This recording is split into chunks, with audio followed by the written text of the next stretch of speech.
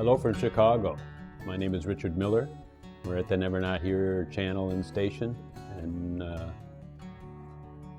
I guess my life is kind of a public event. You know, I'm a reality TV show without even knowing it, and it's actually getting.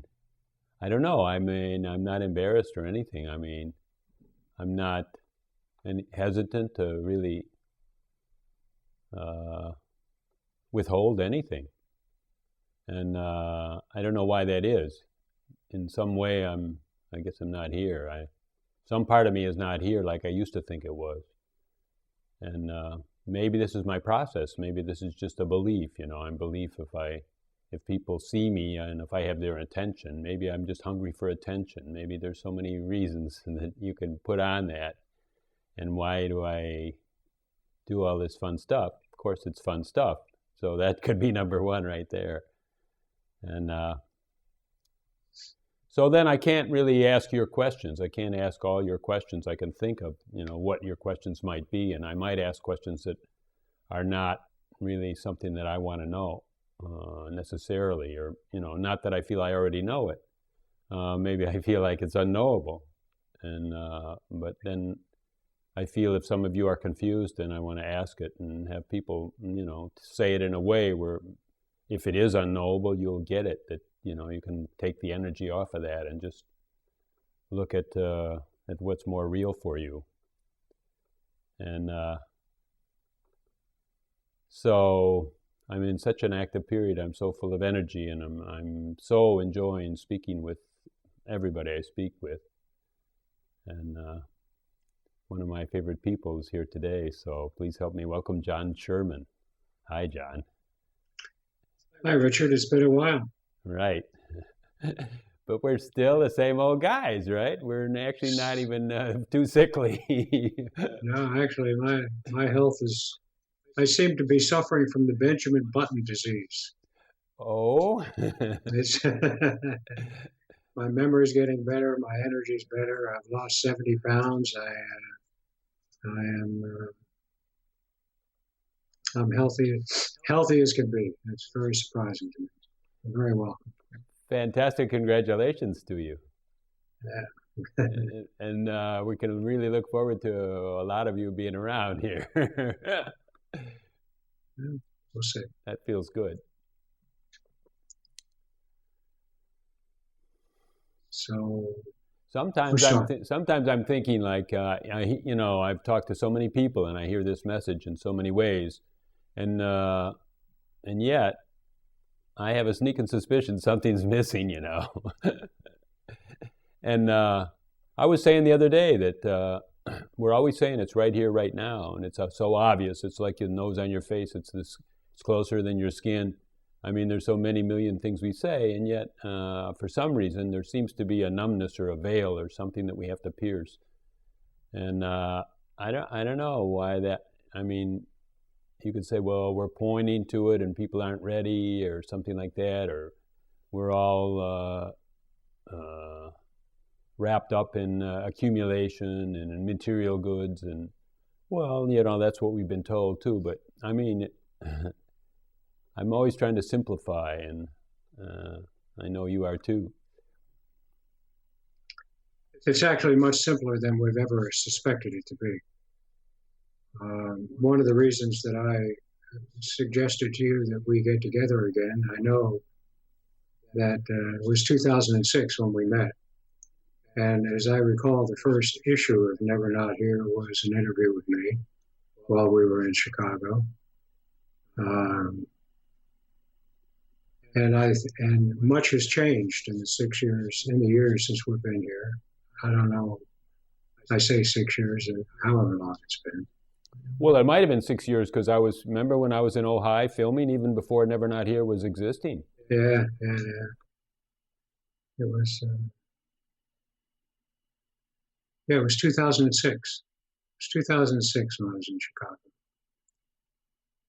And much has changed since we spoke that time. Although it is the case that 2006 and the trip to Chicago and and then we spent some time in Boulder after Chicago. It's true that in 2006, for the first time, we've been doing this, Carl and I, for 13 years now. And so that in 2006, it was, well, we've been doing it for 7 years in 2006. And 2006 was the first time that I began to feel any confidence whatsoever that it was going to be possible for me to speak clearly and directly and plainly about what had happened in my life in a way that would be helpful to anybody who could hear it. I hadn't yet found the facility to do that, but I began to be confident that that was going to happen. My experience of the 13 years that Carl and I have been doing this is that well, at least until 2010, I was unable to say anything directly about what I really wanted to say. I was unable to find a way to speak clearly and directly about what had happened in my life in a way that could be helpful to anybody. And the reason for that was because the vocabulary and the vernacular that I had available to me simply wasn't up to the task. The vocabulary and the vernacular that I had available to me was the vocabulary and vernacular of the ancient wisdom teachings, in particular the non-dual teachings from India, the Upanishadic teachings. And it turns out that that vocabulary and that vernacular is ill-suited to actually be of any help to anybody. I mean, it's beautiful. It springs from genuine transformation in the lives of the people who wrote the teachings and taught the teachings and wandered the lands and so forth, trying to be helpful to people. But just as it is the case that it's been about 5,000 years, Richard, that we have been on this road of trying to find a solution to the problem of human life by looking inward rather than outward. And in that 5,000 years, we've had very little success whatsoever in actually bringing help to now the billions of people, billions of human beings who have lived and died over that period of time, trapped in what seems to be lives that are treacherous, deceitful, untrustworthy, and existentially dangerous. God, you're talking so much my language. I've been struggling in a way to find a new venue, and I've been trying to think of some way to not go to the spiritual seeker. Sure, I want to go to the spiritual seeker too, but I was thinking that vocabulary in the ambiance of expectation, and if all the audience has studied the Eastern wisdom teachings, then somehow that expectation brings forth more of that same vocabulary. And I thought, if there's some way we could go find another audience, and I spent a few months last winter in the university, and I've spent times in trying to find homeless, and I've gone to some grade schools, and I'm just thinking, if I was more organized, maybe I could go to veterans or post-traumatic stress or some other kind of thing. And I just thought, just by being earnest and being present, and a new vocabulary could be found. And that's exactly, my sense when I said in the beginning, when something's missing, my sense is that we've all known for many years that the Earth, the planet Earth, is accelerating. The societies are accelerating, and things are changing so fast. And with these bank bailouts, and with this kind of risk, all this political stuff, and with the Arab Spring, and I mean, there's so many things that are changing. And I thought that, okay, the wisdom teaching is a live teaching. Presence is live. It's here every moment, and looking at the situation and responding. And so then I thought the wisdom teachings are going to have to change. They're going to change radically because they're alive. If they were dead, if they were just concepts, well, then they just get stuck, and they get more stressed out by being stuck and more off base. As our society shifts, concepts are going to break down more and more. And so the conceptual part of the wisdom teachings are going to break down. And it's so thrilling, actually, for you to come to me and say this exactly same thing and saying, really telling me that, you're on that track and you feel comfortable and confident and you've discovered some new language. It's just a total thrill. Well, it's actually quite thrilling to me, Carla, too. And what has happened in the last year has been quite remarkable. The response that we've received to what now is what we speak about. And what I'm saying is that, and your response is quite welcome, because what I'm saying is that we need to be able to see that those teachings have become canonical, that they've become sacred, which means that they don't change. Now, for the most part, they came into being at a time when we didn't believe, we knew to be an obvious fact of reality that the universe turned around the earth. That's how long ago that was. That's how long ago in the development of human understanding of themselves and of the world and of their relations with each other and so forth, that those teachings came into being. A time when it was just clear and obvious that the universe turned around the earth. Now, what I do think is that most of them, I can't, I'm not an expert to be able to say that all of them, but certainly most of the expressions that have come from people who have stumbled upon reality over those thousands of years are authentic attempts to say something useful to the rest of us. But since all of those people also, what happened to them within the context of the wisdom teachings themselves, they were very much the same as me, except I was a little bit luckier in that I stumbled upon reality. I stumbled upon sanity, but I did so within the context of those teachings. And I had it took me 10, 11 years before I could shake free of the burden and the weight that vocabulary and that vernacular had on me. I wanted to say something useful, and try as I might, I couldn't find a way to do so directly. But in the last 2 years, I don't want to overstate things, but I don't know how to overstate the fundamental change that has come upon us in the last 2 years. I don't know how to overstate the possibility that it holds out for humanity, what has happened to us in the last few years.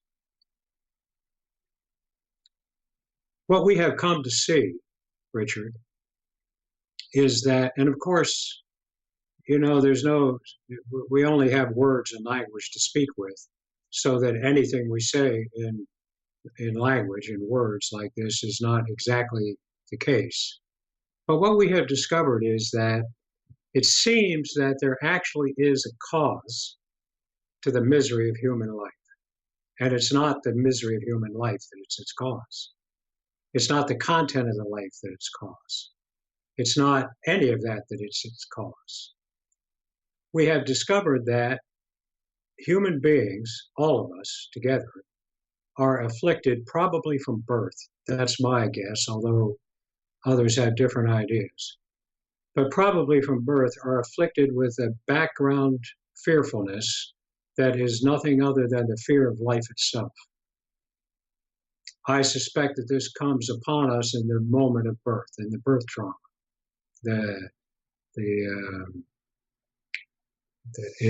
which coincides also with an enhancement of the very vivid sense of self-awareness, vibrant sense of self-awareness that is a characteristic of the human creature. We are expelled from the womb. We are thrown out of a soft, easy slumber in the warm fluid of the amniotic fluid. We're expelled from it. We are cast out into the world, into a world of noise and sound and pain and cold and heat, lights and me screaming. And it seems obvious in retrospect that any creature who endures that with a vivid sense of self consciousness as we have, any creature that endures that, the first reaction would be contraction, a pulling back. And what we've seen to be the case, whether that's the cause of it or not the cause of it, whenever it happens, it turns out that, and and I say this confidently because now there are literally thousands of people who agree with me. Turns out that we all live with a kind of a background of low-level anxiety that is the remnants of that terror, which I call the fear of life. And that background murmur of anxiety is well, that anxiety, it causes us to continuously hold our lives at arm's length. We have to watch every phenomena that arises within our consciousness. We have to interrogate every arriving phenomenon to determine whether it is a threat to us, whether it's going to help us maybe, to give us promise, or whether it's something that we don't need to care about at all. But in so doing, we alienate ourselves from the life itself because we have to watch carefully lest we get taken by surprise by what we know to be the deep, dark, existential danger that our life holds for us. So we live our lives in separation from our lives. We live our lives in a fear and hatred of our own lives. Now, the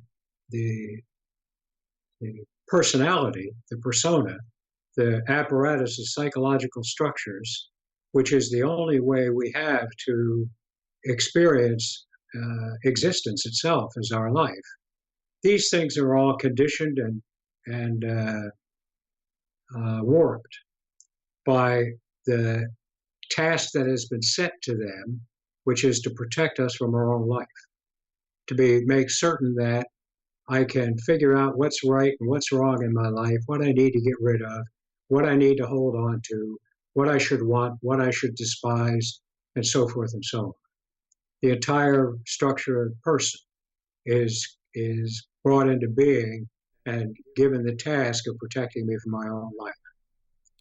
Yeah, that makes total sense, you know. But that persona, in a way, is like it's a feedback loop that once it's ticked by that original fear, it tends to reinforce that fear and start looking around for what else. How I'm going to protect myself from that. So somehow, find a way out. That interpretation also makes more contraction. In other words, I guess is what I'm saying. Right. That's right. And that's the misery. That the experience of that endless watchfulness and distrust and disaffection from life itself, that's the experience of misery that afflicts us all. For the most part, it's not a big deal. We manage to, put it to the side or dampen it down. Our favorite strategy or tactic is denial. Well, most of the time, let's go into that a little bit because, when we're talking about the original wisdom teaching, that is kind of like saying to sidestep that, the persona part. In other words, the interpretive part. We're taught to sidestep that because when we feel an anxiety coming up, then we say, well, ask who am I? Or something like that. And then you can be over here, And that doesn't really deconstruct that interpretation, but somehow you could choose to not believe in it so much. And then that's exactly right. Some other moment happens, and then it flares up again, right? Because it's always out there looking. It's doing its job, just like you said. And, that's right. It's doing its job. It's doing its job. And so then the way we interpret the original wisdom teaching or the traditional wisdom teaching, let's say, is that we can somehow. It's almost like I choose peace instead of this. I choose peace instead of this. In other words, we're saying we're finding a place of peace that has no separation But in a way, we start with the separation of, instead of this, I'm choosing peace. The And first separation is me from my life.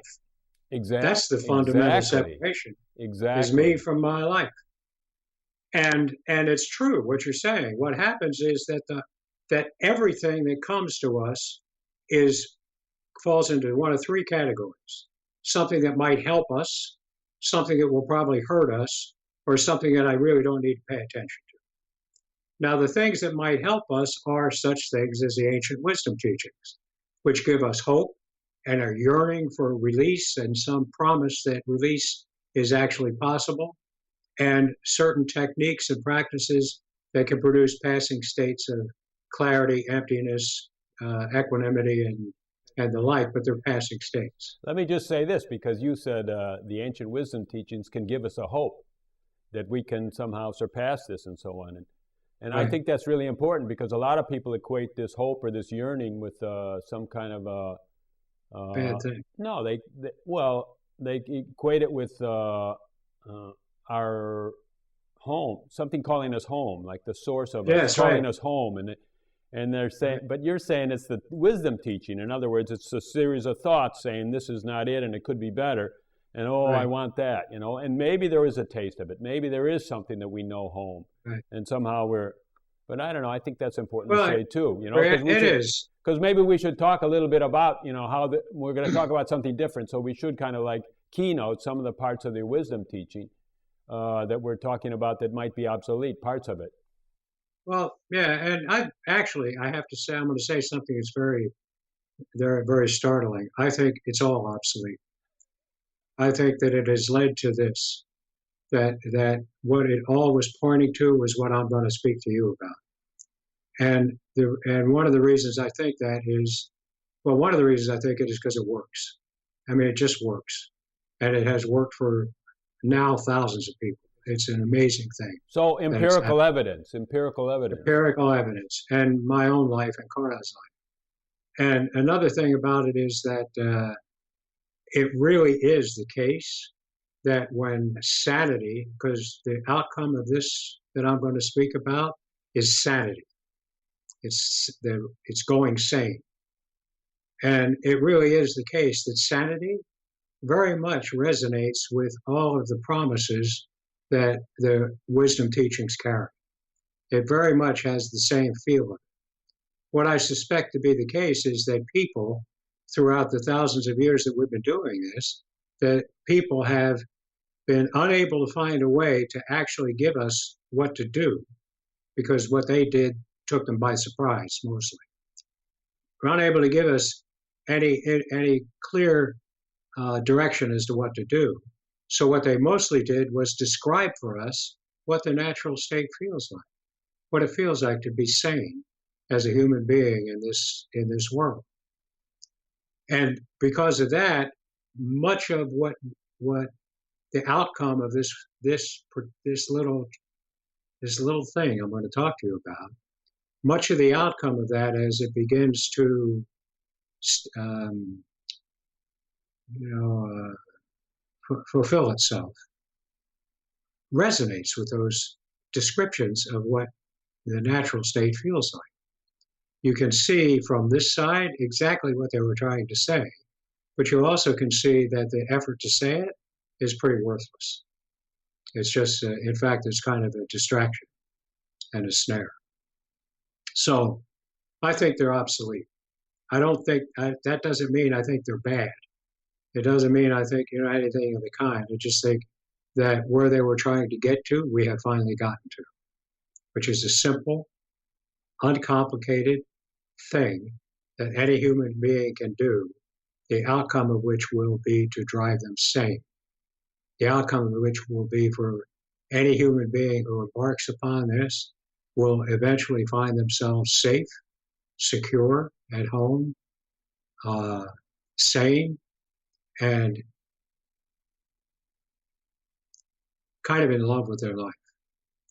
Not in love like, yeah, this is wonderful, whoopee, but like a deep satisfaction and interest resting and residing in the way in which their life unfolds, the way in which they experience existence through these human lives. Like I've been noticing so much of myself that I'm really kind of a rough personality, and I'm an unformed piece, and I'm really kind of irritating to a certain amount of people. And I've been trying to, because I've been trying to say in a way that almost the same thing that you say. I mean, I haven't really said the whole teaching is worthless, but I probably believed it, that it's a good teaching, but it's, okay, I started saying like, it's sent in a certain way from a certain place in a spaciousness. Right. But it's received in another way. It's received with a contraction, and it's conceived as an abstraction. It's received by the apparatus whose only job is to protect you from life, which is insane. Right. So in a way, I'm a contrarian. Whatever people say, I'm always kind of like digging at their teaching and dismissing it and kind of saying, are you sure? Is that true? And people notice that I'm always kind of putting people down and stuff like that. I'm not very smooth at it, and I hope you're a lot better than me, but maybe together we'll learn. But I'm trying to learn, and just I'm trying not to declare, that this is wrong, but just put it on the table. What if it could be simpler than this? And it's a challenge. It's a huge challenge. Declaring. I moved on to the declaring that it's not wrong, but when you go sane, if you still are interested in seeking out the transcendence and so forth that's offered in some of the wisdom teachings, that's a legitimate human enterprise, a legitimate human activity. But for me, I just lost interest in the whole thing because life itself is so interesting, so dense, interesting. What we discovered is, and this also will resonate very strongly with especially the teachings of Ramana. Ramana was a special case in this whole parade of teachers, and most of his specialness comes from the fact that he did not come upon reality from a spiritual path. He came upon reality from being a 16-year-old boy who was overcome with the fear of death and decided to deal with it by pretending to be dead.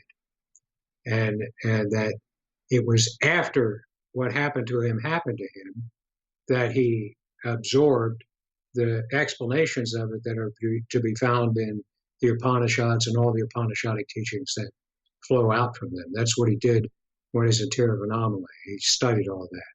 And I have to say, it hampered him. It put a weight on his expression that made it very difficult for him to communicate what he wanted to communicate.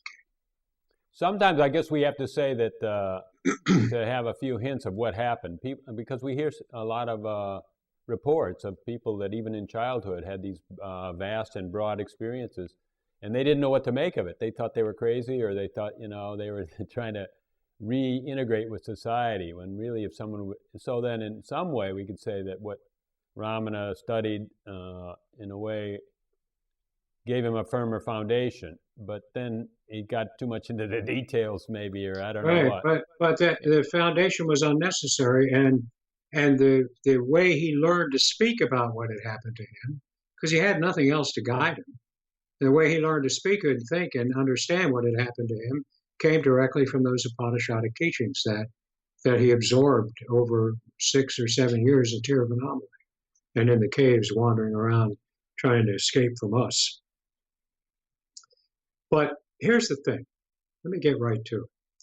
What we found out is that and it seems so far to be universally true. I haven't run into anybody yet. Sometimes it takes longer, sometimes it takes shorter, but I haven't run into anybody yet for whom this has not been the case. Any human being who will make a determined effort to perform a simple act of inward looking. And what I mean by that is to, just in the normal, ordinary way, that we find ourselves able and capable of concentrating our attention, and we find ourselves able by will to put it where we wish to put it. Just the ordinary, normal way in which human beings are able to move their attention by choice and focus it on something and let everything else be kind of in the background. Just that kind of act, same kind of act, except to try, just to try, make the attempt to focus that beam of attention on what it feels like to be me, not to be self, not to be awareness or consciousness or any of the other things, what it feels like to be me, just me, what it is that I call by the name me. We have found that anybody who does that, it immediately, I think it's immediate, but it very quickly snuffs out that background of anxiety, which isn't, the absence of it isn't very noticeable because the presence of it isn't very noticeable either. But it snuffs out that background of anxiety. And that background of anxiety, that energy, is all that has fed all of these twisted psychological structures that have served us so well in protecting us from our own lives. As time passes, those neurotic, reactive traits and behaviors and habits of thinking and habits of judging and analyzing and so forth, those also just begin to fall away. Now, since this is not something that produces an immediate sense of gratification or some state change or the arrival of some kiss from the universe, it is the actual recovery. I found it useful, more useful, to think of this in the metaphor of medicine and disease. I found that it's more useful to think of the fear of life as a disease that struck us that had nothing to do with it. It wasn't anything we did that made that happen, and nothing we've been able to do has been able to make it go away. But we all have been infected with this disease, which I call the fear of life. And this looking, I call it looking, this attempt to get the direct experience of what it is, it actually feels like to be me, is the medicine. And if you look, whether you actually can confirm that you have succeeded or not, because what you're trying to look at is something that, in the first place, this is an unnatural act. Attention doesn't naturally go inward. Attention naturally goes outward. That's its whole function and the role it plays. So that to try to look at something in the opposite direction from all phenomena whatsoever is an unnatural act, and it's very difficult to perform. And that which you are trying to get a taste of is so uninteresting. There's not much about you that's interesting. You don't do anything.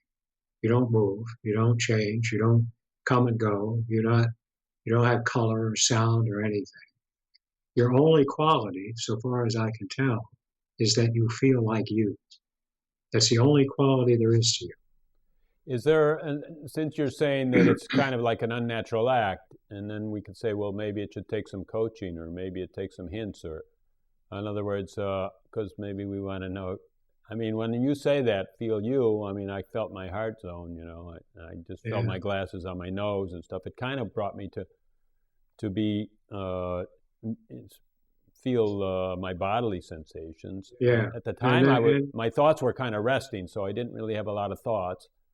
I didn't really have a lot. But say the absence or presence of thought is beside the point here.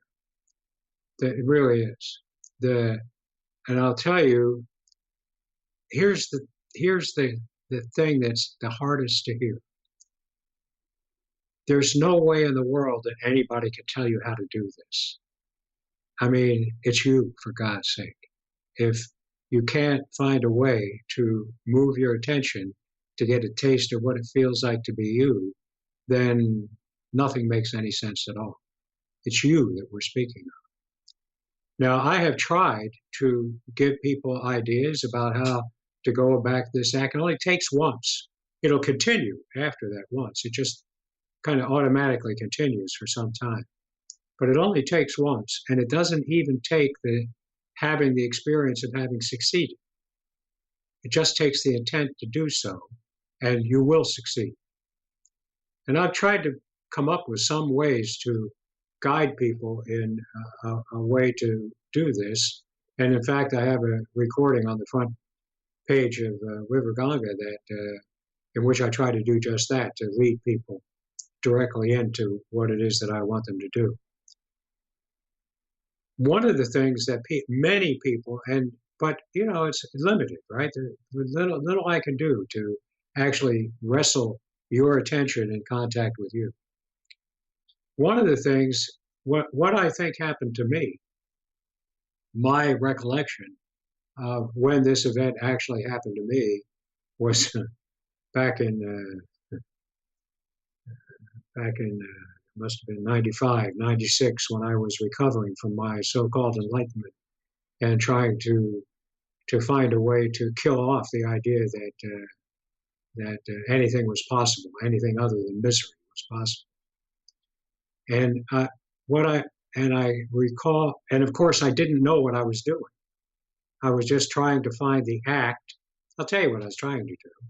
I was trying to find the act that Ramana was trying to get us to do, because I could see that he wanted us to do an act. And I could see that who am I didn't get that act done.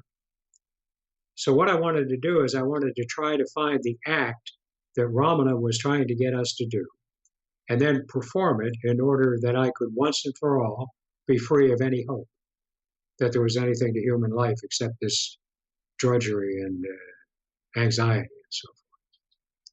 And I think when it happened, and I didn't know it had happened because, I knew it had happened, but I didn't know what had happened, was once I was recalling a time when I was a young child, 8 years old, I think, and I had gone to a movie, Winchester 73, in the bright matinee, in the summertime in New Jersey.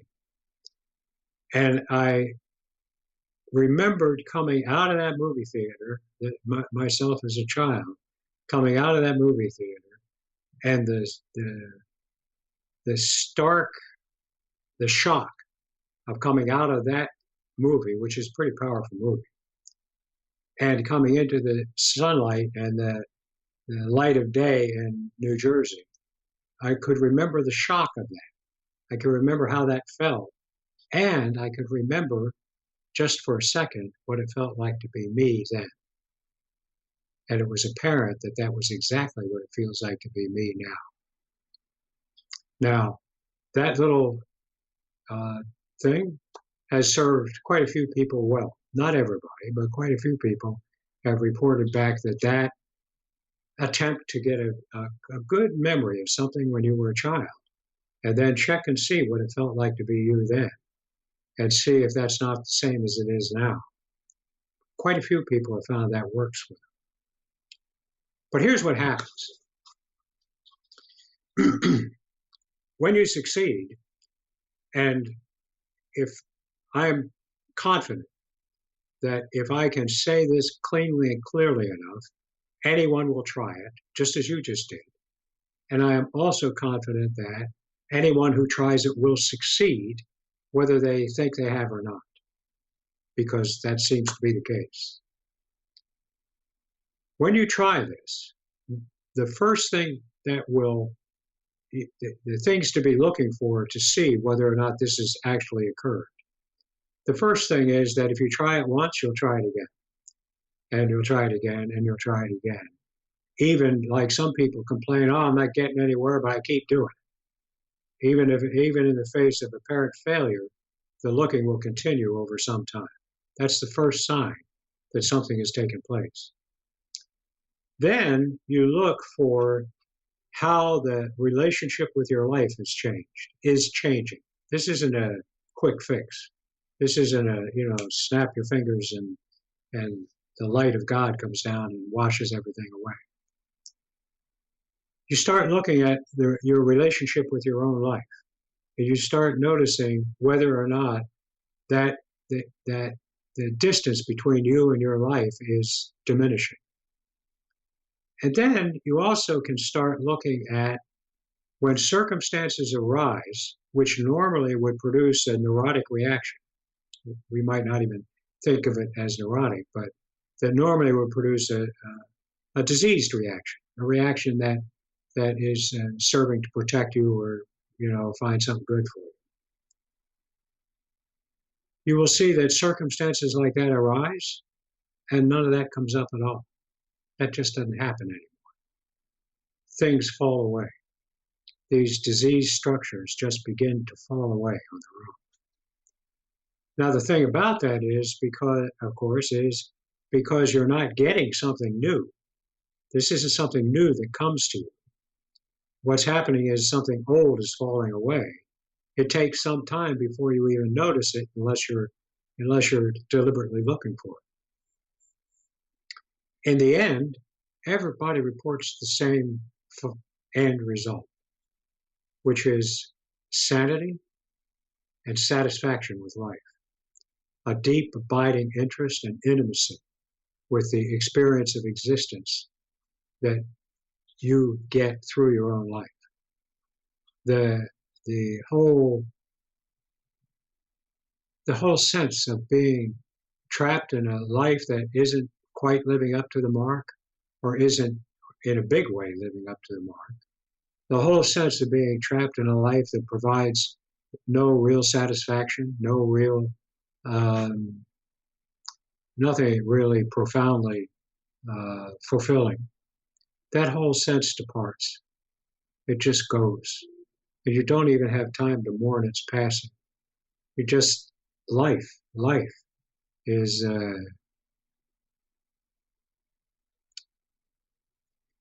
anyway.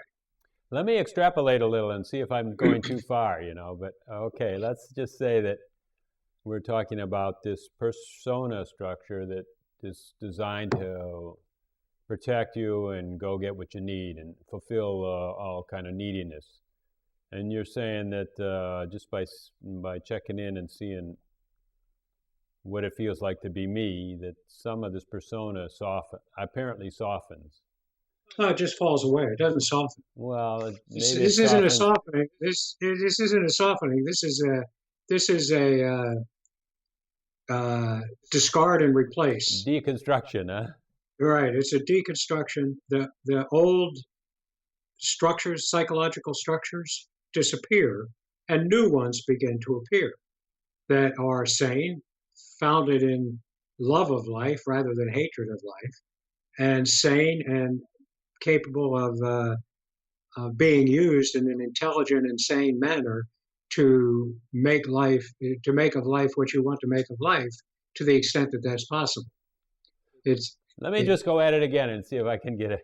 Okay. So in other words, soften in a way, it just meant like, let's say little chunks fall off, so that those actually fall off, and then the whole thing as a whole seems to be softer because it's not so, all the mortar, some of the mortar fell out, And it's just been replaced. It's been replaced too? Yeah, it's been replaced. New structures, new forms of those same kind of structures. More sane, right? More sane, less not afflicted with this disease.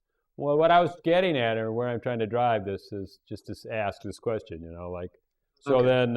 if it's certain structures are gone, and then you could say that then the neediness is less, because this is the persona that's in charge of mustering all your resources to combat neediness. And then if that starts to happen, and even without realizing it and putting it in actual words, perhaps you could just feel like the guys around you, your relationships, maybe you wouldn't be so worried about their neediness, and you would be able to accept them some modicum more than you could yesterday, and just say, well, that's the way it was or is or what.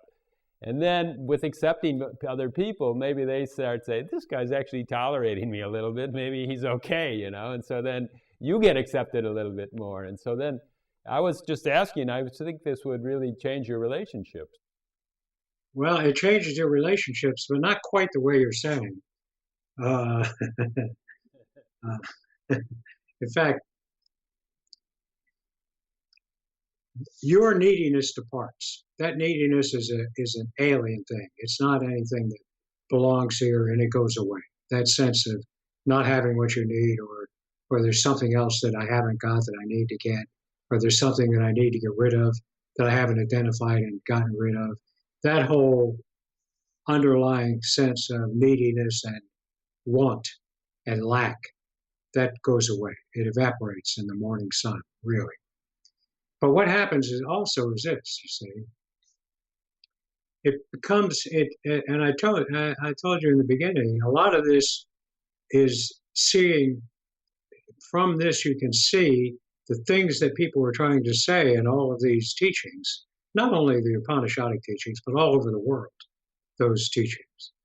The things that they were trying to say, you see it from this side, and you see how useless their attempt was because of the context in which they were trying to convey something that couldn't be conveyed in that context.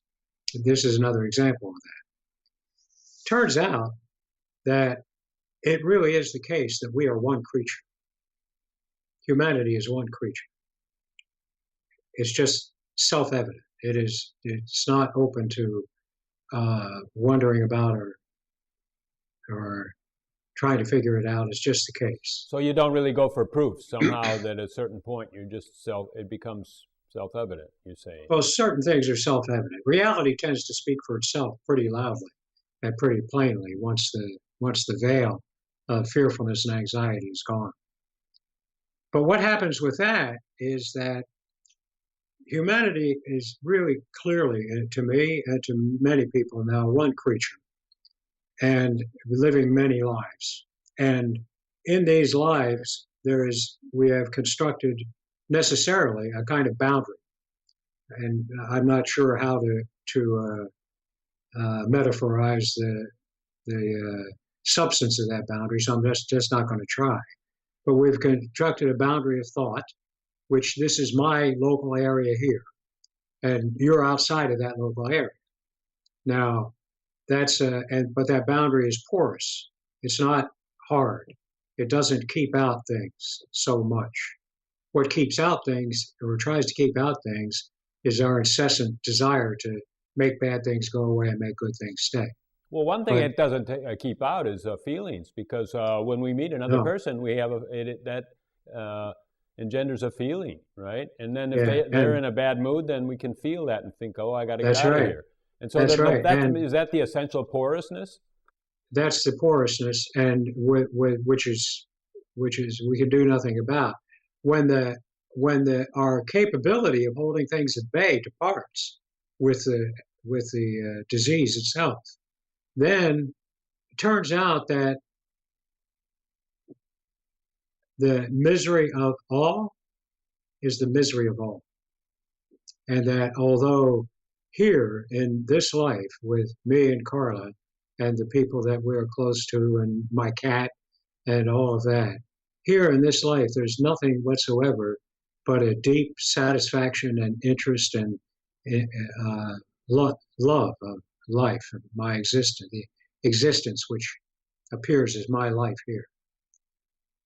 But I'm also very much aware when I'm around people of this background hum, this background murmur of anxiety, of distrust, of disaffection, and deceitfulness, and all of that. Well, just say one more time, because you said the misery of all is the misery of all, but did you mean the misery of, could I say the misery of all is the misery of me? Or, I mean, no, it's not, there's not a me, but it's just like I'm the all, and I have that same no, misery? it's like you're in the water. The water itself is well, let's call it warm. Well, let's call it cold. Cold is not as good as warm. The water itself is cold. You're not cold. I mean, your internal experience of things isn't cold. You don't feel the need to shrink from the cold because it's going to swallow you up and kill you, but it's cold, and you feel the cold. It's the same with the misery of others. You have to remember that the sense of fearfulness and anxiety is very small to begin with. It's not a big deal. But this is what's known as compassion. This feeling other people's misery is compassion. Let me say this, That's what compassion is. Let me say this, because you feel that the water's cold, and you feel that other people are in pain, but it's not not going to kill you, but maybe actually the water will kill you if you stay in it. I mean, It might. it won't. That's why Your heat will go it might. away and go away and go away and go It away, and might. so then the only That's thing that why. the Go only on. reason why the water you say won't kill you is because you believe in separation. You believe that, hey, I can get out of the swimming pool. And that in what we're saying is that we live in a one humanity, and we're porous, and we can't really get out of the swimming pool. That's right. Except we try, and this accounts for the huge number of reports about people who have stumbled on reality and then ran away from us. People going up in trees and throwing stones at us. Ramana hiding in the caves on Arunachala, trying to keep people away. And whenever people found him, he'd run and go to another cave. This accounts for why it is that over all those thousands of years, there are so many reports. There are a few who stay and try to be helpful, very few. There are many who stumble upon reality, who head for the hills because they want to get away. Even now, among the people that are part of this wonder that's happened here, there are people who just kind of get as far away from people as they possibly can and live their lives off in the hills somewhere where they can be, happy and fulfilled and so forth without having to put up with all of that. So this is amazing. This is actually amazing that when after you discover that you're totally porous, that the whole world pain and the world anxiety is moving through you, and that it's you are it. I am that. Yeah, yeah. Then you say, oh, let's regenerate separation. I'm going to head for the hills, and I can make That's my right. own. I'll put a wall around this thing. And I've heard gurus say the moment you walk outside this compound, the energy is totally different. Right? They're just saying Yeah, that. They're saying we're all one, and in the same time, they're saying there's separation, and my fence is where it's separate, and and the energy of satsang and everything like that. I mean, we're all cutting out, we're all there's barriers going on, even in the that's right. And highest one of spiritual that's sense. right. And one of the biggest barriers is the idea that there's something wrong with separation. The idea that there's something wrong with separation is part of a whole suite of ideas that appear in the ancient teachings about how things should be. What should be is that we are one, therefore we should feel like all one. And because of the limitations of human expression and human understanding, there's no way to incorporate two contradictory things in the same understanding. So the understandings of the ancient wisdom teaching all point to the things that are wrong being separation, uh, isolation. Generally speaking, I have to say that the ancient teachings are kind of upside down, or it might be a mirror image is better because that accounts for why they resonate. They have such an effect on us, and so that the the ancient teachings counsel isolation as a way of finding truth and beauty and so forth. When what's really called for is community, is for a community of people Communion. to, yeah, communion. That's what's really called for. The ancient teachings, many of them counsel thoughtlessness, thought free, absence of thought, when what's really needed is sane and clear thinking. What the ancient wisdom teachings counsel is inaction, no action. Whereas what's really needed is intelligent and sane action. And that's what I mean. And that all comes right from the underlying failure to have seen how simple it was when those who promulgated those teachings broke free of the disease that's the fear of life. It comes from not seeing how simple it is and the need to become like comprehensive in a description of reality that will not conflict with what I feel like right now, what it feels like right now, and what it should be. It should be this way. So what we've discovered is that just is not very useful. We're in this together. But think about it, Richard.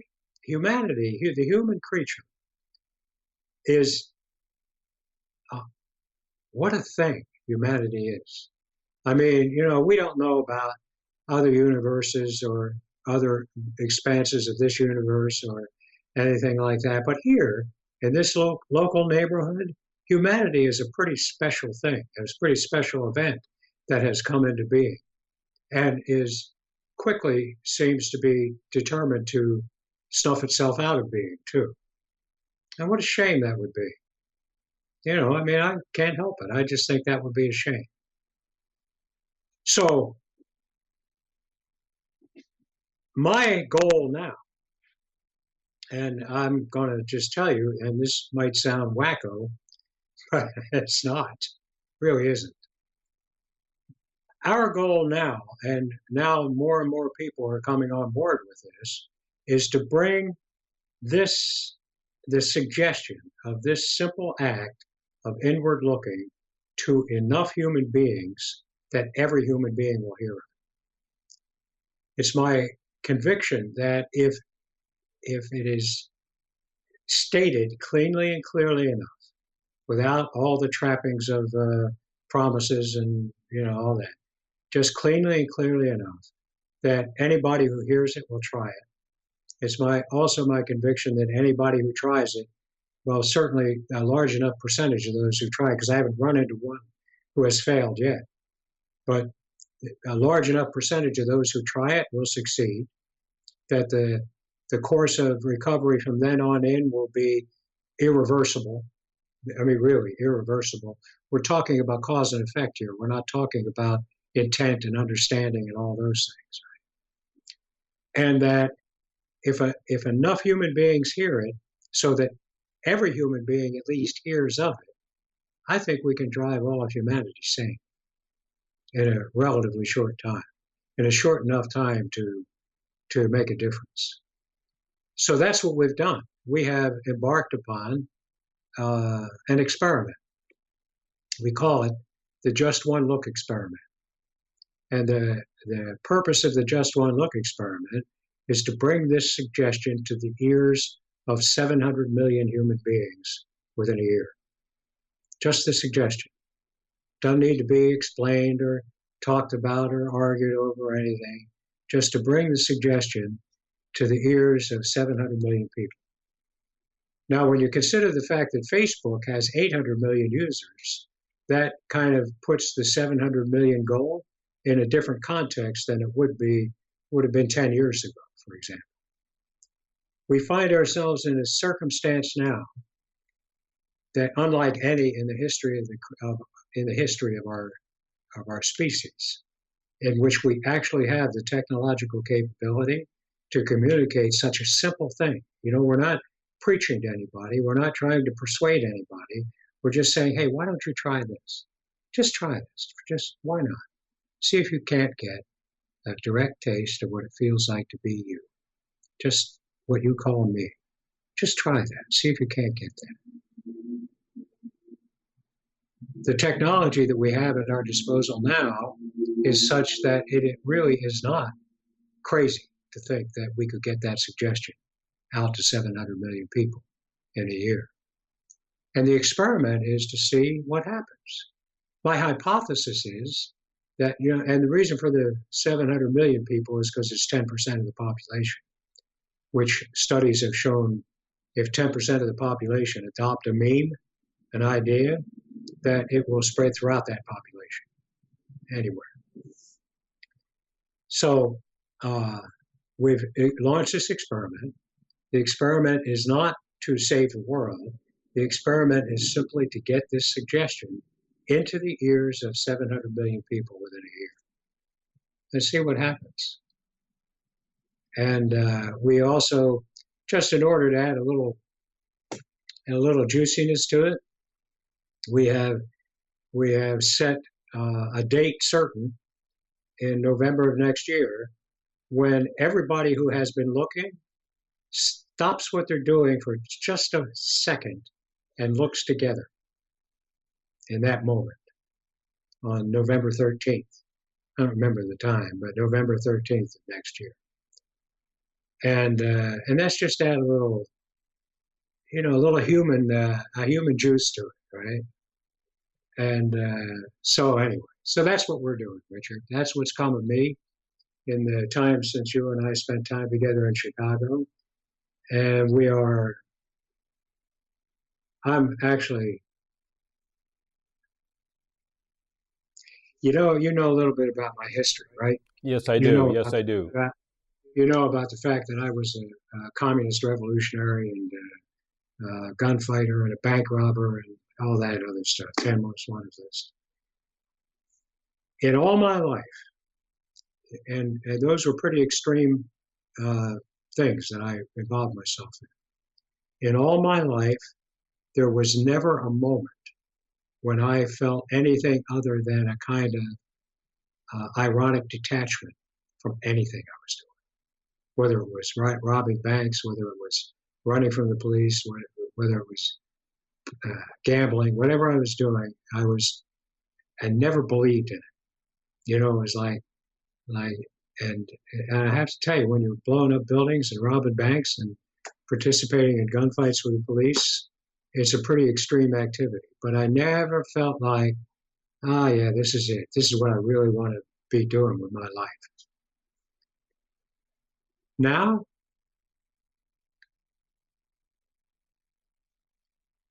I'm just unbelievably thrilled to have to have the great good luck to be a part of this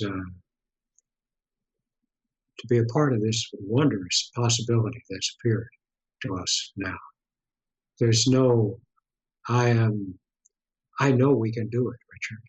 I know it. I know it's going to work. It really is. We're going to drive humanity sane. And then God knows what will come of us after that. So, Wow, what an insight. yeah, So then it really, I mean, some people will put some reasoning behind it and some people won't. And you're saying, well, just, curiosity is enough of a reasoning, or that's right. just one look, and then after that, curiosity takes over. In other words, we really Right. don't have to really go into the structure of the thing or try to say, well, let's look a little bit harder at this fear of life. Right. That's my hypothesis, that actually the discussion of it is interesting, and especially, like for those who are interested in how this has come about and how it fits into things and so forth, that's okay. But my hypothesis is that that's unnecessary, that all of that is actually beside the point. The act is all. There's nothing but the act. If you do the act, you'll go sane. No matter what you think, no matter why you're doing it, if you do this act, you'll go sane. That's my hypothesis. And so in one way, you the might be test. better off if you don't have any kind of spiritual schooling, because so many spiritual people are going to say, well, those are all thoughts, and that's just all your Yeah, imagined self, and that's, you're working all in the mind there, and then where is that vastness, that we could all reach, and that we would open our heart. But I mean, I felt my heart opening when you were saying those things, but right. How could you not? It's so, and I'll tell you, up until now, for a long time, our audience was spiritual refugees, for the most part. I mean, that's who we knew, and that's who was acquainted with us and accustomed to us. And the difficulty in speaking to people who are spiritually informed, who have a spiritual understanding of things, is immense. I mean, it's not hard to talk to them, but it's hard to. I have no interest in those ideas. I don't oppose them. I really don't. I don't oppose anything. What I say, and what I think is the case, is that this requires no new understanding, no new belief, nor does it require the abandonment of any old understanding or any old belief. It doesn't require anything but the doing of it. And in the last year, culminating in the retreat, this retreat, which we just finished a couple of weeks ago, our audience, the people who have begun to come forward and actually participate in this work, has more and more been seasoned with people who are ordinary and not captured by the spiritual metaphor. People who have their own ideas about how they should, make their lives better, how they should make themselves better, and so forth. But they're not burdened by that, the weight the weight of the spiritual understanding has to do with the fact that it seems to speak to something. It rings true to us, and it rings true to us because it's people trying to describe what it feels like to be human, naturally human, and we recognize that in it, and it's hard to let them go. But spiritual people, non-spiritual people, they all come to the same end, which is sad. We're playing this giant zero sum game where we're Yeah, right. contriving against other people, and we can feel the hurt in them, and then somehow we translate that to a thrill in us that we won or something like that. But somehow, because we know that so many people are living in the emerging nations. I don't know, they call it the bottom of the pyramid. The university, the bottom of the pyramid means like 2/3 or 3/4 of humanity that are living on a couple dollars a day. Yeah. And there's such a sadness about that, in a way that I say that the only way to live a life is to have some kind of a huge, immense, basic numbness. Yeah, that's right. I mean, there's That's a what whole we do. numbness industry, but I mean, without even that industry, we just want to keep, and that's what separateness is. Our whole walled communities and our high-tech structures that keep people out, and all our ideas about ownership, and that we could get the lease for the forestries, for the fisheries, for the let's all us have it.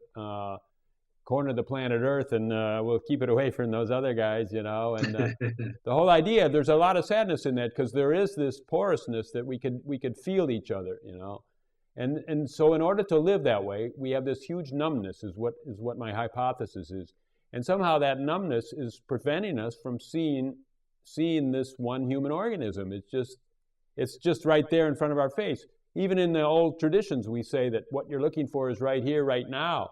And yet, it seems so difficult to find out what's so simple, And that's right. because there's this wall of numbness. And I'm just believing if we throw it up on the table and we say, look at how so many people are being treated. And, we could say in the past in wars, but I mean, if you just look in the last 20 years and look at our nuclear fleets and all that stuff that we're really forcing people to bend to our will, and we're just numb to that because we're not really saying bring the fleet back. We're just saying protect us, and then from this imagined enemies, and we're not really engaged, and this disengagement is just supporting this numbness and supporting this what you call the fear of life. Yeah, that's all it is. It's what it's for.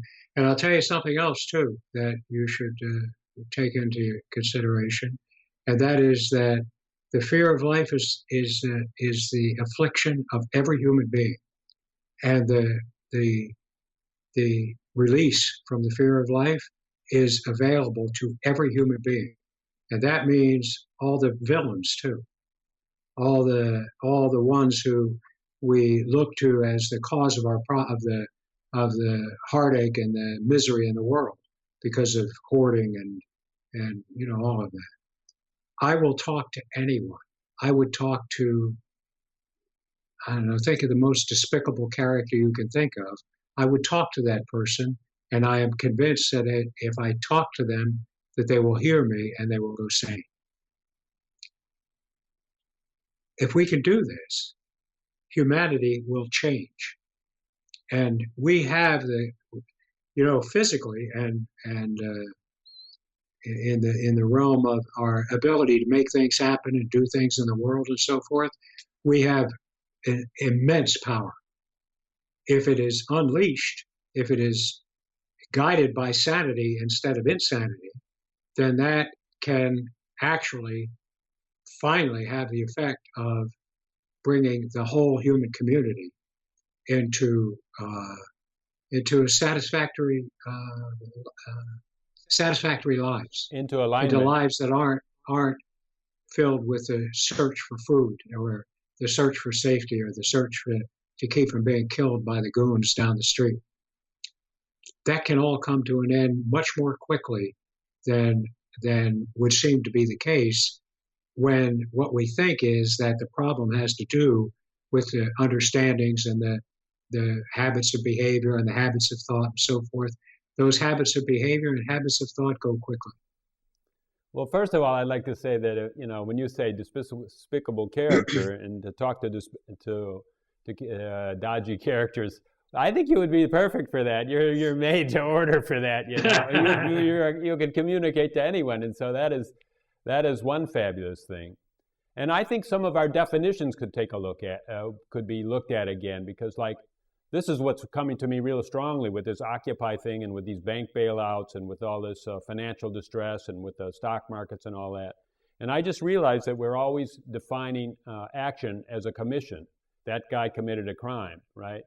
And I realize that action is just a dance, because if we're one human organism, then every yield, every disengagement elicits an engagement and a push. And so then as people that are resigned, and sure, people are trying to make us resign because of the news and all that, but people that are resigned and disengaged are creating the space for everything that happens in the world. It's a waltz, it's a dance where I move back and my partner moves forward. I move forward and my partner moves back.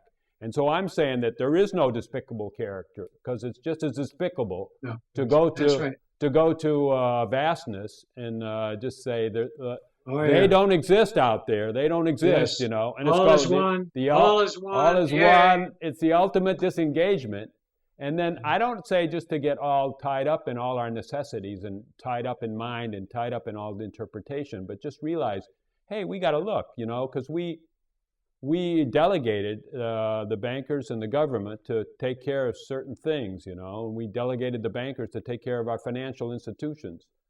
And I think it's more than and we didn't look. We're not looking at what they're doing. So then we're just as, there's no fault. There's no fault over there more than there is over here. And I think, I don't know if that makes it clear. I want to put that on the table. Well, what I'm telling you, Richard, is that once the fear of life goes, that's all self-evident. It really is self-evident. It doesn't require a re-education.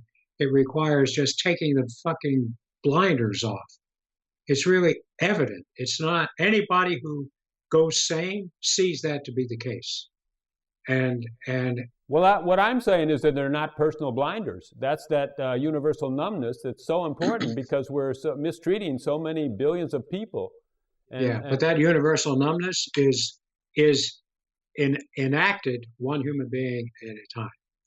And what we can do, instead of making a frontal assault and saying, oh, look at what we're doing, we're all part of this, we've all played a role in all of this, which of course is true, but that's just because we all play a role in everything. We're all doing this together. But instead of a frontal assault and trying to persuade people of that, we come around the rear and drive them sane and let them see for themselves. Well, at least with a frontal assault, or with putting that on the table, I feel we can go forward also, and we can go forward without blame. And I think that's the only way we can be the one human organism, because otherwise we're trying to fight separation with separation. We're trying to say...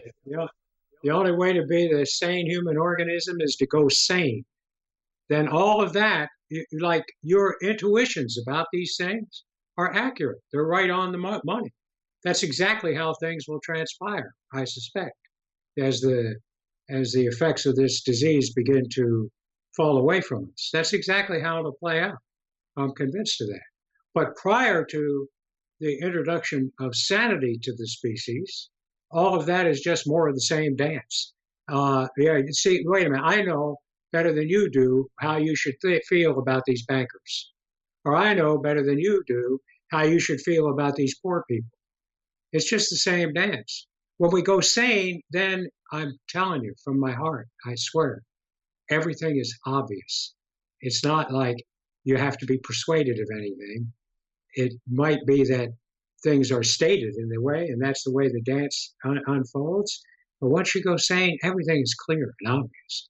It really is. It's like, how could you miss all that?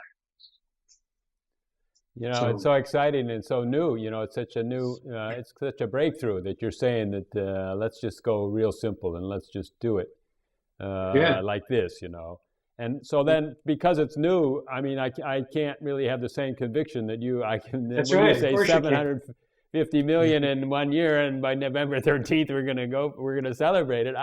But I mean, how I started, you know, a while back in our conversation, I said every live teaching is going to move with the world, and the world is moving so fast.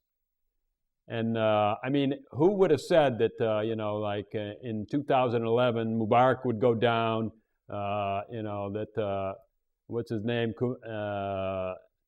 Libya would be transformed, you know, at least thrown into the mix, that our old friend terrorist Joe would be killed, and that, I mean, that in Yemen and in different places, people would be stepping down. In Morocco, they'd be giving all kinds of new freedoms, trying to hang on for dear life. That Yeah, of course, you're talking about societies and systems that have been stultified and stratified for thousands of years.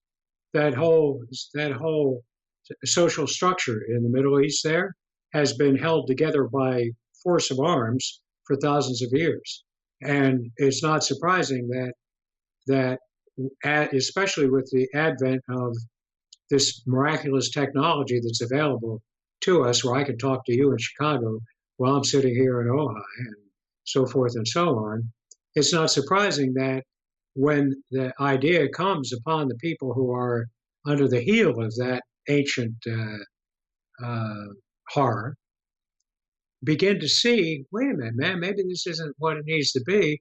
It's to be expected that they'll rise up.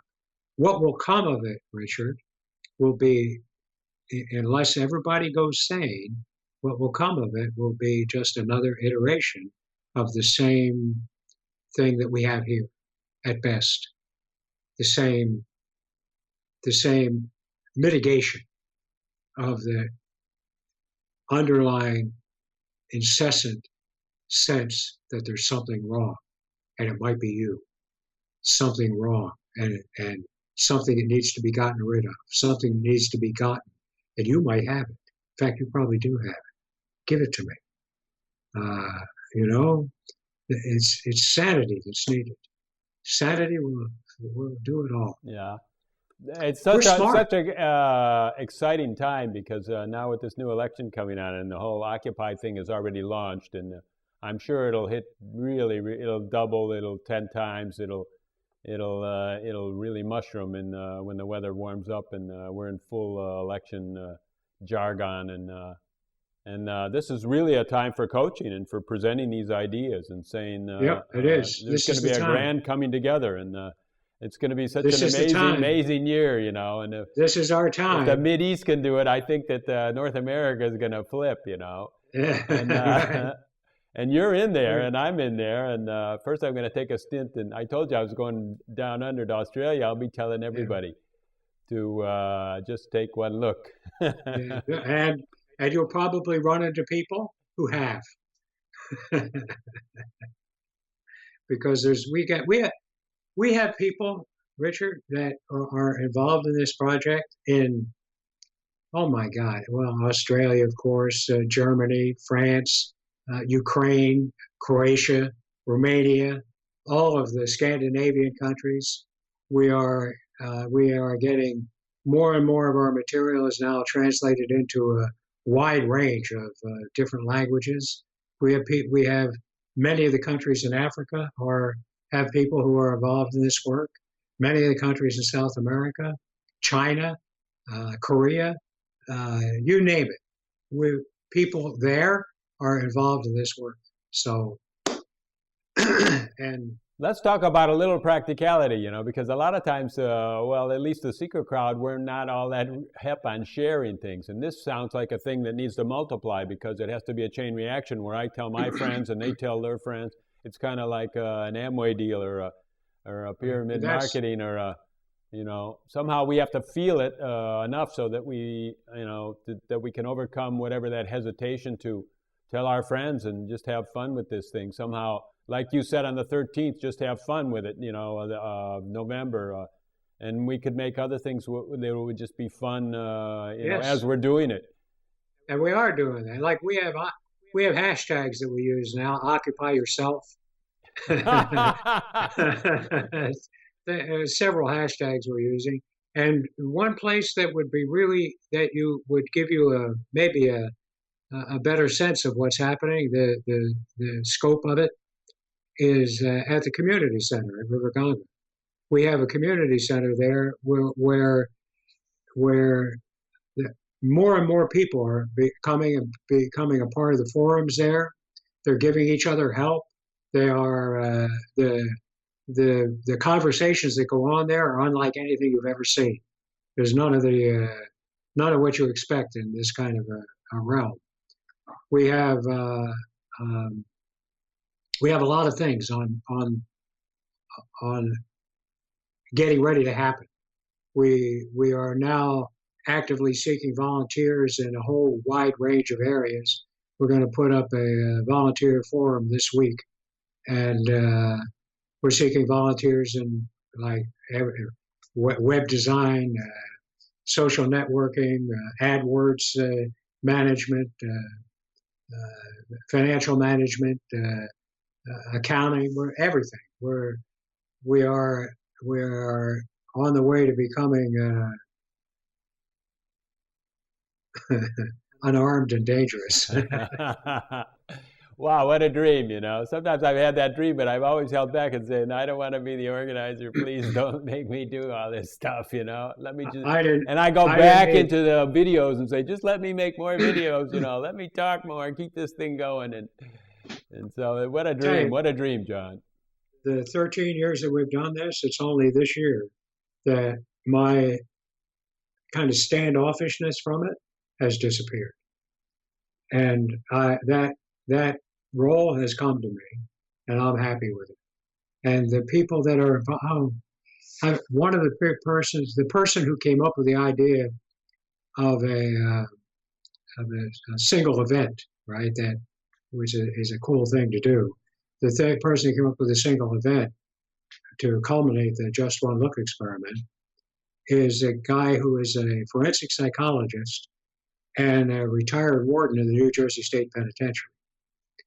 And he and I are, he is he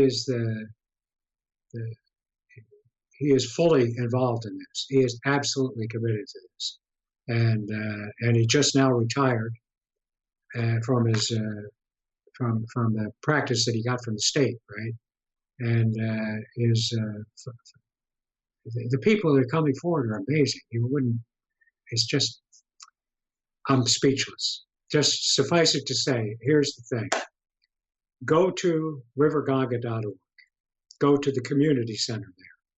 First, go to riverganga.org and listen to the recording that's at the top of the front page of riverganga.org. Yes, I have listened to that. I recommend it. I hardly recommend it. Yes. And then go to thefearoflife.org, wherein I have put my understanding of what the fear of life is, from whence it comes, why it does what it does, and why it disappears in the looking. And that's a written thing, which is also downloadable as an ebook. Go to justonelook.org and read what's there, and you'll see that there's an opportunity there to say, I'm in. Say, I'm in. It doesn't cost you anything. Just say, yes, I'll do it. I'll be there. When that happens, I'll be there. And you'll see at justonelook.org, there's a ticker running across the top with hundreds and hundreds of names of people who are in. We call them the lookers.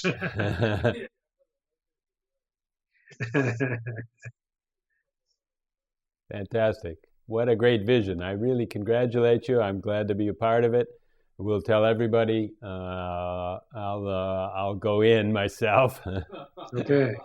And gee, this is exciting. I don't know how you feel about this, everybody, but here we are with John Sherman, and he's just saying that the world is changing, and so is his insight. He's just saying that in 13 years, and just this last year's, great clarity came and great willingness came to spearhead this, or just to be an anchor point where everybody can come and be their own spearhead, and I think everybody's looking to contribute and find a forum where we can contribute. We feel like on our own we can't go out and sit on a street corner in front of the Federal Reserve and beat a drum like Occupy does, all by ourselves, and saying, let's just take one look. But somehow when somebody makes the form or the skeleton, it's so easy to have a place to put our energy and to put our love, actually, and to put our best wishes for all people on earth and for our institutions and systems, and that are not only mock justice, but will be true justice or new justice, or somehow take us to deeper consideration of each other, and to take away the embarrassment of how we're mistreating each other, and take away the numbness that it seems to be so necessary now. And maybe when that numbness is gone, everything will just be totally obvious. I mean, it'll just be obvious, and that we can be here, and we can just be inclusive, and like we can be home, and we can just, without embarrassment, without hesitation, we can just. It's fabulous, John. I just totally congratulate you to be on the avant-garde point man. You're the point man today. What a pleasure it's been to spend time with you again, Richard. I feel like, as I said, that first interview with you in Chicago in 2006, that was the beginning of the first time I began to feel some confidence that I would see something someday. And so now here I am back to report to you that help is on the way. Right. Sanity looms. We actually did 4 then. We were gluttons for it, Right. And just as I said then, I say now, you absolutely can look at you, because the truth is you are never not here. That's a fact. Beautiful, John. John Yes. Sherman, folks. This is John Sherman, and we'll have all the links, and you can join up and see what it's all about. So, thank you very much. Thank you, Richard.